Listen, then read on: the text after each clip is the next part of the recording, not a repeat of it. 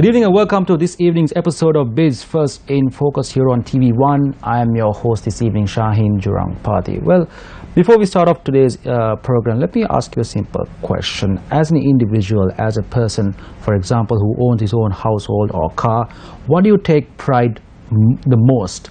It's something that you can do yourself. The fact that you built this house, the fact that you bought this car. Similarly, in Sri Lanka, what Sri Lankans take pride for is the fact that we have our own resources, the fact that we can produce our own products. Exactly what I'm saying. Sri Lanka, the whole paddy market, the farmers are all in dire straits in the current economy.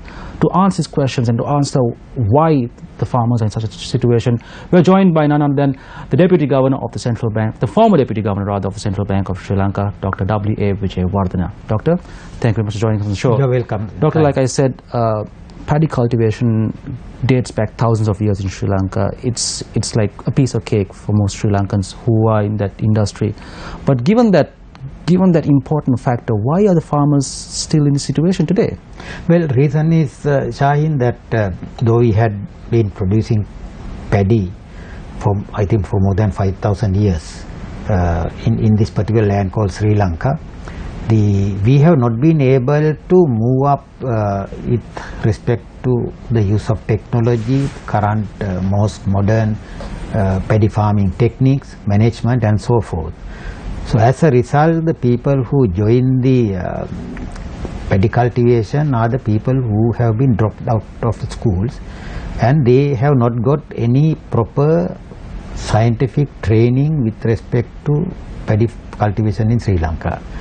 The result has been they have learned it from either from their relatives, from their elders, or from mostly these people learn about the use of fertilizer and pesticide, not from any scientific instructors, but from the traders, the merchants who deal in the pesticides and fertilizer in this country. So as a result, there had been an excessive use of all the inputs: water, fertilizer, pesticide, weedicide, and all these inputs that these people are using, they are using in excessive amounts. Therefore, their cost of production has gone up as a result of that. And since the market prices have not moved up to compensate for the increases in cost of production, they are making very low margins in their cultivations, and as a result they are poor. And they have been poor in the past, they continue to be poor today, and they will be poor in the future as well. Doctor, that is a very interesting statement you made, that the fact that farmers have been poor in the past, they are poor right now, and they will be poor in the future. It's not a very reassuring statement to make for those people who have been farming, like you said, for the past 5,000 years. But like you said, you also said that most of these farmers in Sri Lanka have dropped out of college school early and have not received the proper education, and that also farmers learn their trades from their relatives or from the merchants, so on and so forth. So do you think the businessmen, the traders, are exploiting the situation out of the farmers to put them in this situation right now? It's not the fault of the businessmen or the merchants, Shaheen, because the main reason is that we have got our farmers producing a very low output for the paddy that they cultivate in their paddy fields. For example, in Sri Lanka, the average yield that we get is about, say, 4,000 kilograms of paddy per hectare. And that's the average Sri Lankan output. And if you take a country like Egypt or even southern United States, it's about 2 times of that.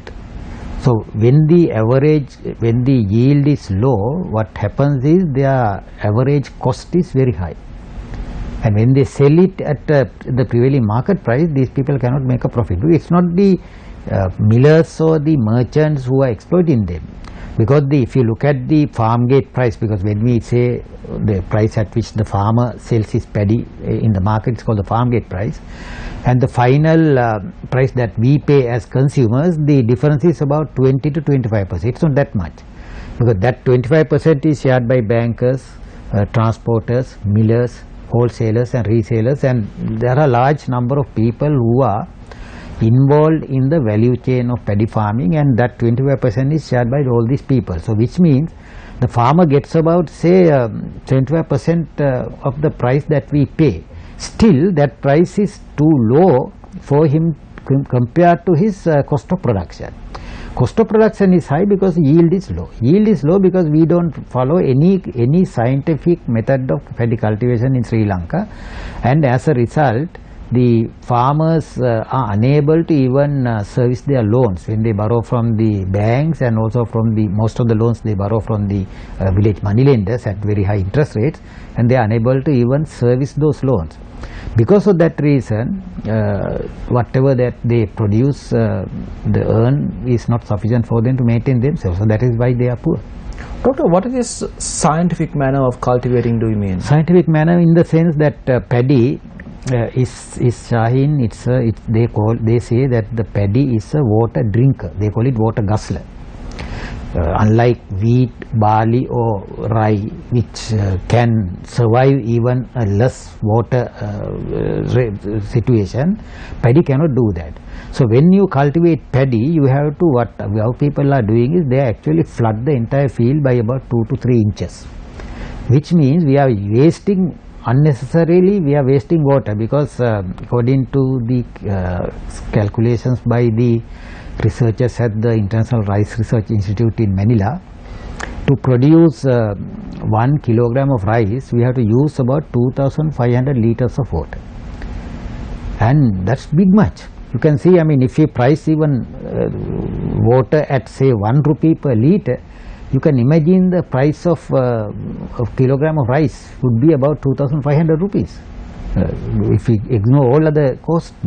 But now many universities in the world, like the Institute of Western Australia in Australia and also International Rice Research Institute in Manila, they have come up with proper water management systems where they don't have to flood the field by 2 to 3 inches. Instead, they have come up with the cultivation techniques that would use less amount of water. So as a result, even we will be able to cultivate paddy in places where there is no sufficient supply of water. Now, for example, if you take in Sri Lanka, Mena and Hambantota, which are known as arid regions, which don't get sufficient rainfall, you can't cultivate paddy in those two areas because you don't have enough water there. But if you go for water management techniques which have now been developed in other countries, if you apply them in Sri Lanka, you can even use the land available in Mena and also in Hambantota districts for paddy cultivation, because always remember, this Mena district has been considered as the rice bowl of Sri Lanka in the past. Rice bowl. That's the district which had produced the largest amount of rice for us. Situation now there? Situation now, we don't cultivate because we don't have enough water. Our problem is water. Second one is our people are using fertilizer unnecessarily, and they don't apply the fertilizer at the proper time, and also they don't use it properly. And the main defect that we find is that the paddy, the sowing of paddy, because we still, instead of planting the paddy plant in the field, what we do is we are broadcasting. We are just broadcasting the seed paddy so that it might be dispersed along a paddy field, not evenly but unevenly. And there are certain areas where there's not enough paddy plant. There are certain areas where the paddy plants get concentrated. Now paddy actually, Shaheen, is a plant. It's actually a grass which produces lots of tillers, and therefore if you have one paddy plant, paddy seed, it might produce a large number of tillers. Those tillers will bring the largest amount of the production for us.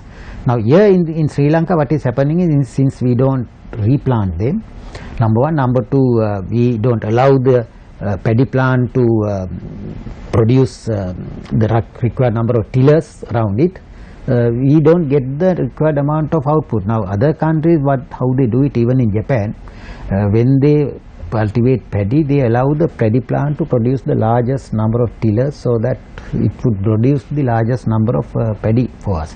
So these are the main issues that we are facing, and simply blaming the people who are involved in the value chain, like the paddy millers, transporters, wholesalers, retailers won't do. What we have to do is we have to now have a national policy of rice production, in which the government will have to make an announcement saying that it is going to train the prospective farmers at the government's expenditure sometimes, because if those people are unable to get the pay for their training, then we have to provide massive extension services to this farming community. We have to recruit a large number of extension officers who would go to paddy fields and train these people, so that these people would be able to increase their output.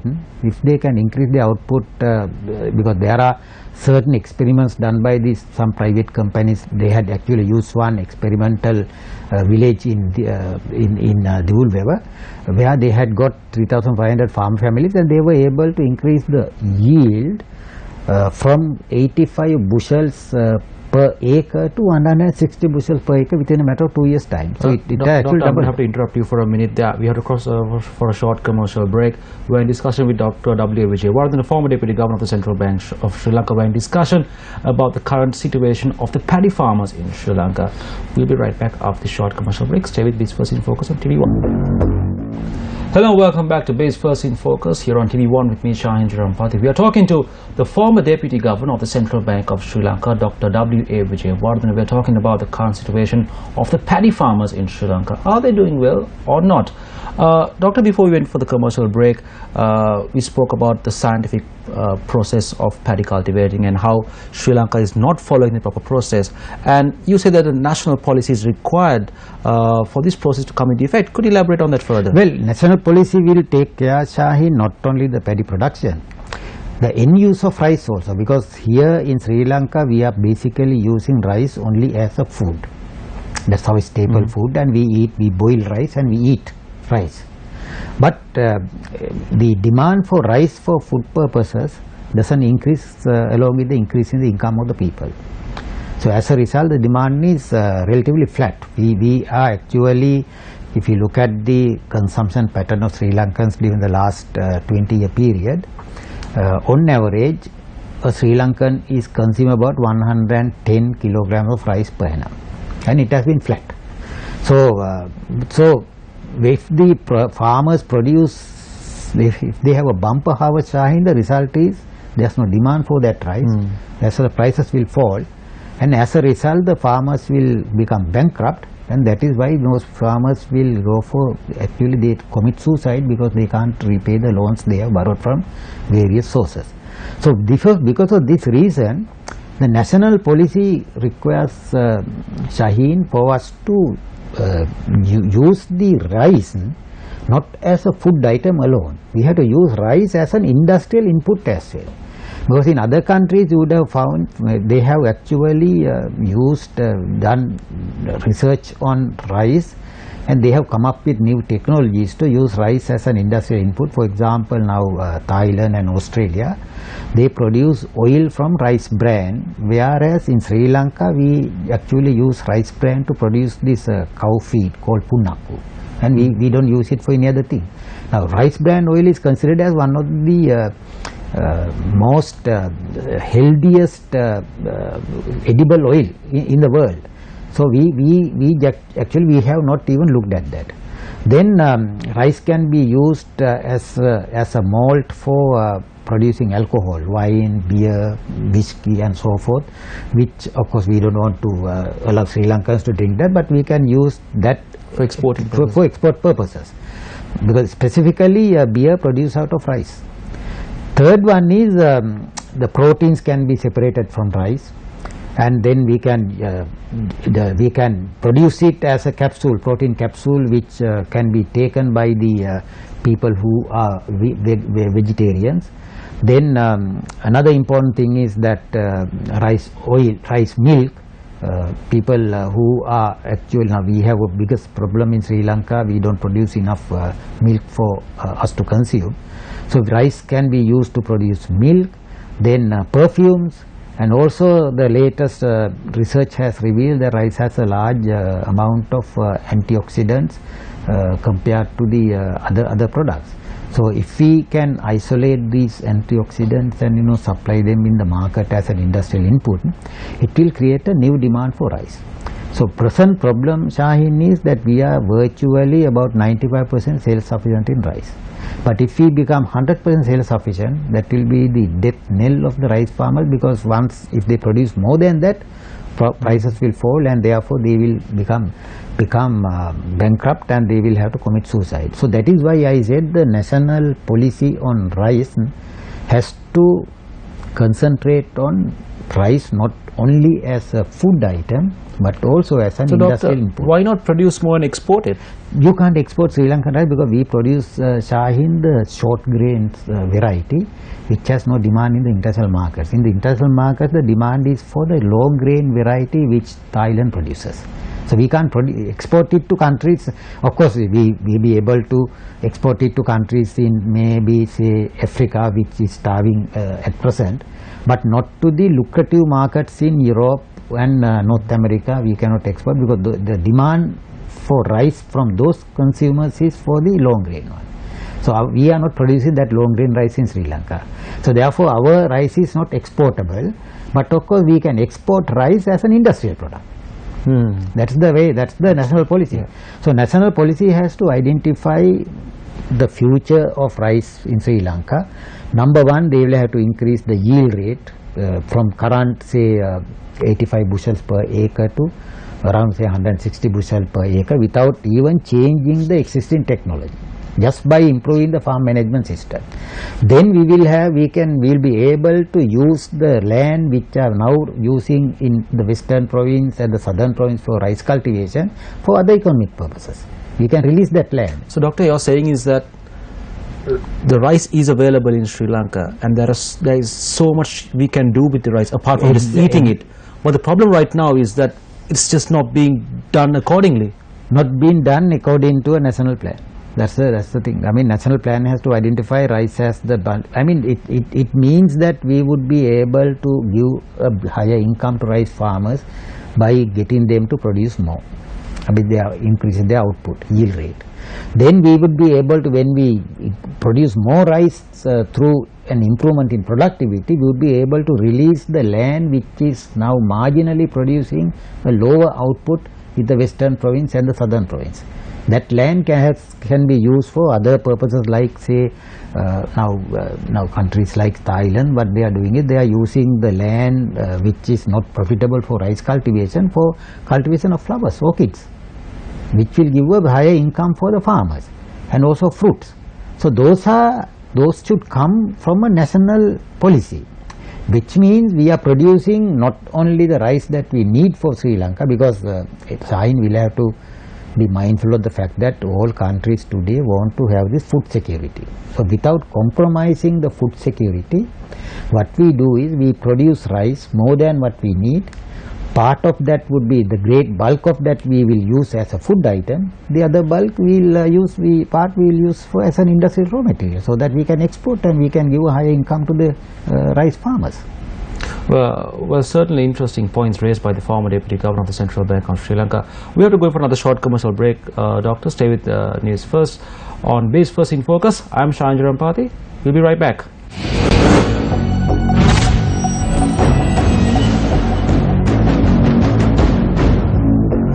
Welcome back to Base First in Focus here on TV1. We are talking to the former Deputy Governor of the Central Bank of Sri Lanka, Dr. W.A. Wijayawardena.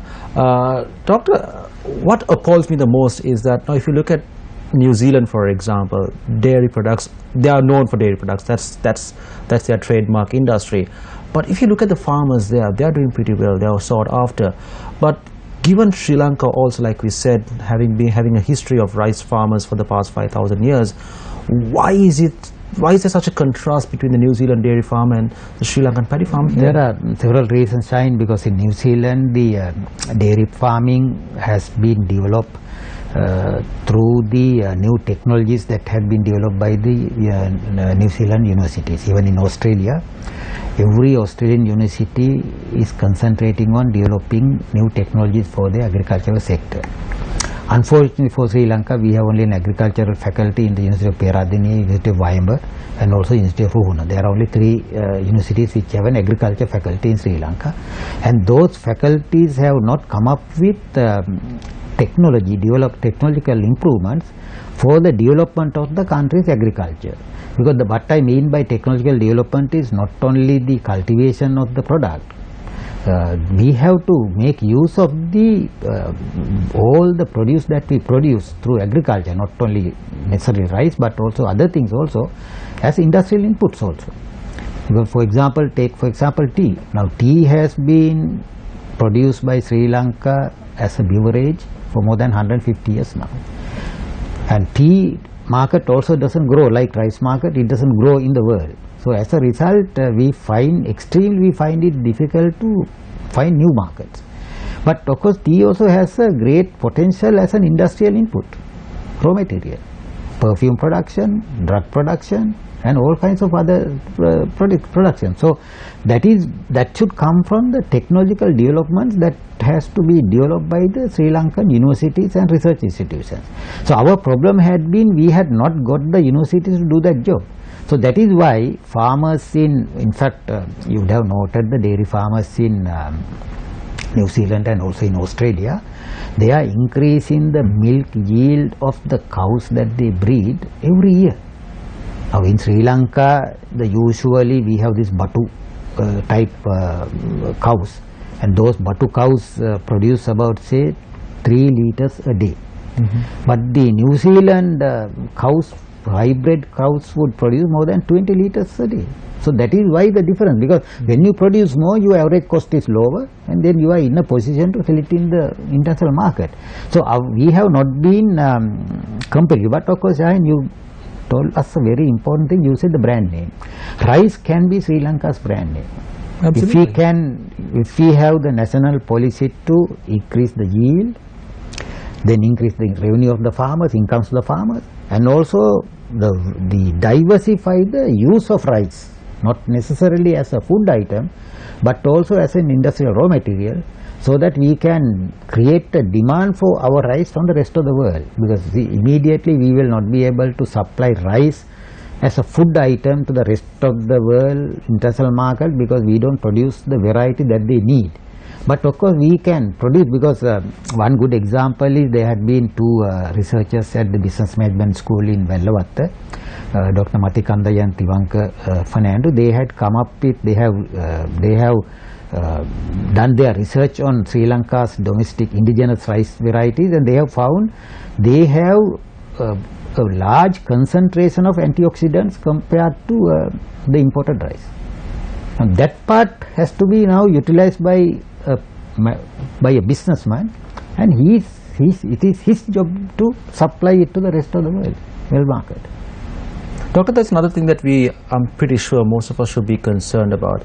And now you said to get 1 kilogram of rice, we need about 2,500 liters of water. Yeah. So that's, like you said, quite a vast amount of water just for 1 kilogram of rice. Yeah. But now we are facing severe climate change. So given this situation, how can we afford to use the? That is why if we produce more rice, Shaheen, we'll have to use more water. We don't have water. So you have very correctly, you have said that when we want to increase the output, produce more rice, we will have to use more water, and we don't have that water to produce rice. So that is why we have to use new water management techniques. We would be using less than the amount that our farmers are using today. Because out of this 2,500 liters that our farmers are using, Shaheen, about say 1,000 liters are just wasted, because they are either evaporated or percolated to the earth. Only 1,500 liters are used. Even that 1,500 liters, now some of the research done by the University of Western Australia, in Australia, they have come up with alternative water management systems where the farm paddy field is not flooded throughout, it is flooded alternatively. Then they have come up with a new variety of rice which is actually drought resistant. And as a result, you don't have to flood the field. Instead, you just sprinkle water, just like you are sprinkling a leafy vegetable field in your garden. So that one doesn't produce as much as rice which other fields would be producing, but still it is good for a country like us where we have the big problem of water scarcity in the future. Doctor, to close the show, the million-dollar question.